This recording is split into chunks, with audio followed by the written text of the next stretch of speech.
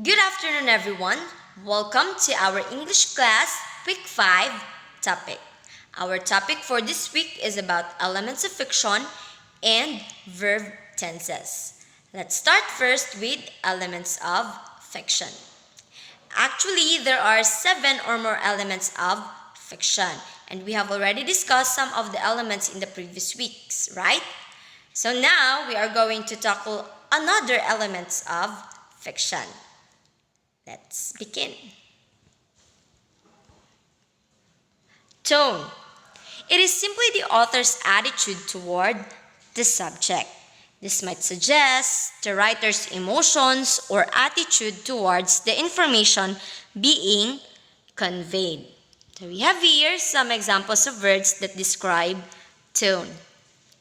Anxious, appreciative, concerned, cynical, depressed, foreboding, grateful, grave, hopeful, jealous, loving, melancholy, peaceful, pleasant, respectful, sensitive, timid, and wise.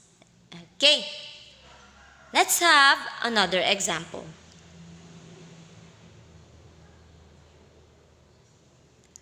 I'd rather stay here and wait than to go in that dark room. So the sentence suggests that a person is anxious or scared. So that is the tone of the sentence, anxious or scared. Let's have another example. Justin, Haley is just my friend. Andrea, okay, if you don't mind, I will go now to the classroom. Enjoy your meal with your so-called friend. So what do you think is the tone of the sentence or dialogue? Now, the sentence suggests that the lady Andrea is jealous of Haley. So that is the tone of the dialogue, jealous. Style. It is how the author uses words, phrases, and sentences. It is the manner of expression of a particular writer. So there are 4 components that will reveal author's style. First, point of view from which the text is told. So there are many point of views that a writer may use. We will discuss 4 point of views later. Second, personal word choice or vocabulary. The author may use different words in writing something, and it depends on them what kind of words or vocabulary they will use in a particular literary piece. Next, types of sentences. For example, declarative sentences, imperative sentences, interrogative sentences, and exclamatory sentences. And lastly, organization of the text. It is about the text structure and physical presentations. We are going to focus the topic on the point of view from which the text is told. So what is point of view? It is the perspective from which work is written. In other words, who is telling the story?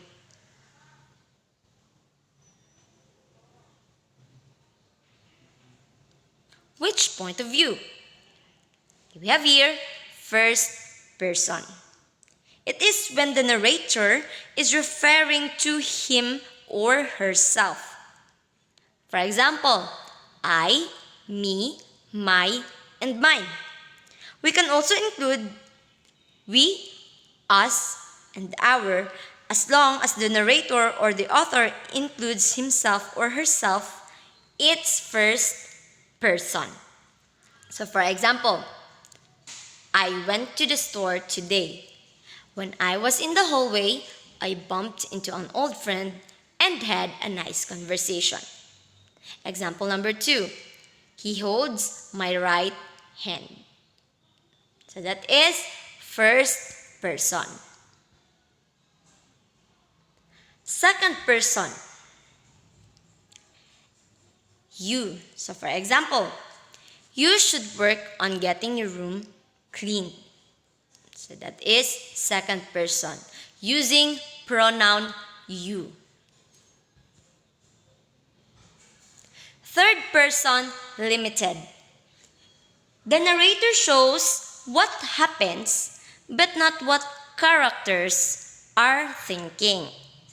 So the pronoun we should use in the third person limited are he, she, it, they, them, told through one character. So for example, Romeo was in Juliet's garden.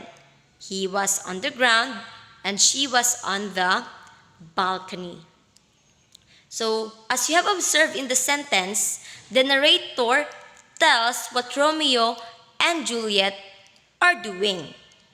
But the narrator did not tell us what are they thinking. Okay, next.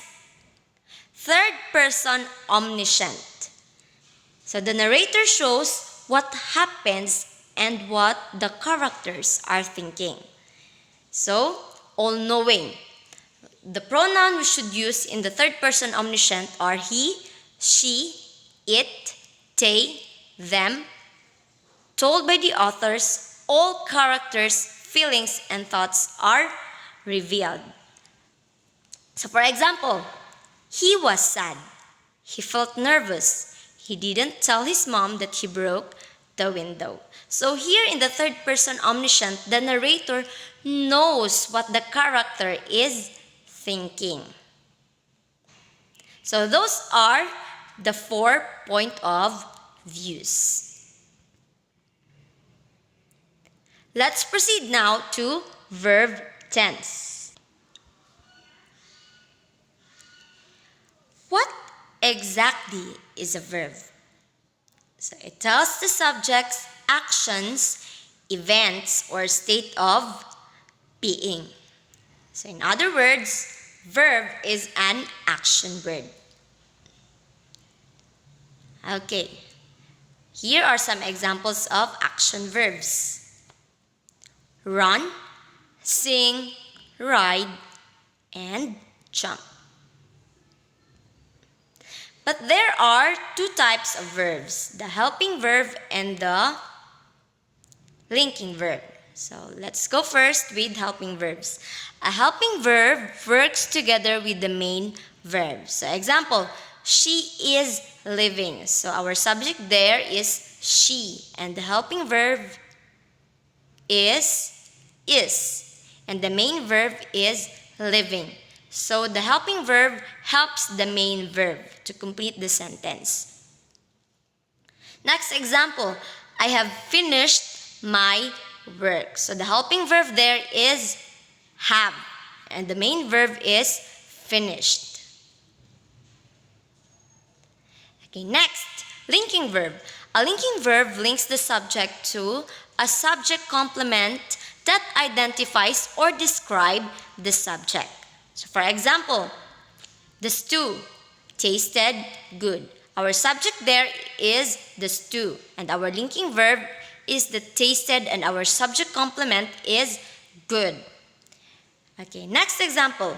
Our subject there is his name. Our linking verb is, and our subject complement is James. So his name is James. Okay, let's go now to verb tenses. So present verbs. An action word or verb that describes an action that is happening now is called a present tense verb. So for example, the bird flies. Flies is a present tense verb because it is happening right now. Many present tense verbs end with s, but some end with es or ies. Next, past verbs. Verbs which tell about actions which happened some time ago are past tense verb. So for example, the dog wanted a bone. Wanted is a past tense verb because the action has already happened. Many past tense verbs end with ed, d, and ied. And lastly, we have future verbs. Verbs which tell about actions which are going to happen are future tense verbs. So for example, tomorrow the sun will rise at 6 a.m.